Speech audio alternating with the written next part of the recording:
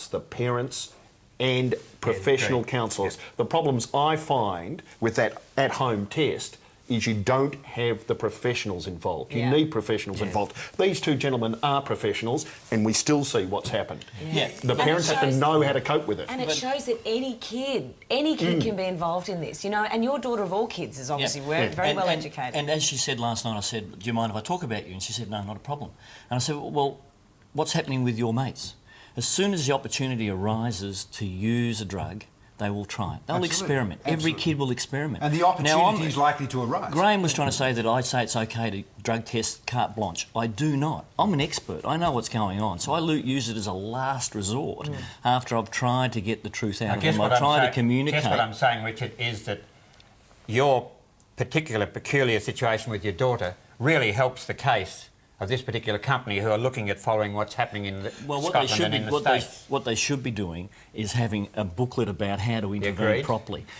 Parents need to be educated. Absolutely. But if you go in like a copper... the schools? Why not do it through the schools? Well, because then the schools become a police. No, and they just... it'll go underground. But they're a police in so many other instances. All schools have a code of discipline. This has got to be a code of discipline, like no smoking, no drinking, keeping a tie done up, all that sort of stuff. What does one test tell you?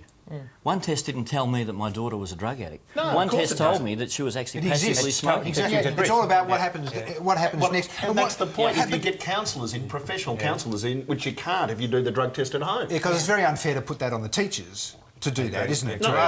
That's why you have an independent, as I said, flying squad that goes around to schools, and the schools are warned maybe 2 or 3 times a year. This squad could turn up, test all the 2 or 3 times 15, a year, 16-year-olds. is that going it's to be more enough? the threat of that, David. It's the threat. If you go to school and you know at any time during that term you could have a drug test, you are going to be wary of that.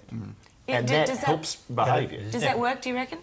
I think there's a definite logic in it. Looking at the Googling yesterday on this subject, there was a Catholic school in Chicago who have got agreement from their parents to test the whole 1,000 students. And in a sense, we are testing in a whole range of ways in schools. Obviously, it's an area that parents have got to learn a lot about. We've got the word education in our name, so our organisation Code does a lot of education in schools, private, secondary, and even more primary schools, as do other societies. And I think this is something that needs to be discussed by the community, but certainly shouldn't be just... I might add, there are some schools that already do it. Right. Is this an excuse for parenting? Is this an excuse for not relating correctly with your children? Oh, I don't think so. I mean, Richard's case is perfect example. He's done absolutely everything, and I hope that I've done absolutely everything too, but I have no confidence that at a party when he's 16 or 17 and someone hands him a bong, I don't know how he's going to react. Damn right, absolutely, absolutely. But then we don't, because of that circumstance, we don't then just go, come here, son, he's been out one night, we suspect something, come here, son, I'm going to test you. That's just... Well, but that's not good parenting. But that's why, if you have a program, statewide program in schools, you're not targeting your son or your son or your son. You are targeting the whole lot. So he is not a victim. But then aren't you shifting a parental responsibility to the school? Not if you involve parents. If there is a positive test and you have professionals there that can help and you involve the parents. Your son has tested positive. We want to talk to you with a drug case. OK, what happens then if the school says we reserve the right to expel that student? Then no one gets anywhere with it. That's ridiculous. That's why flying squads. That's why flying squads won't work. Because what's going to happen is kids don't need to be threatened. What they need to be is talk about it as a health issue. This is about your health. This is not about us trying to police you, trying to make you good kids.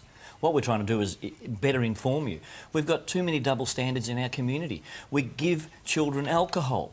We let them drink at parties. It's not dealing with the real issue. We have to go. We can talk about this. I just want to make one final point.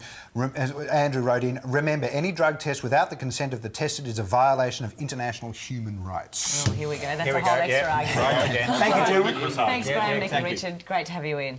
All right, and there'll be more of us after this.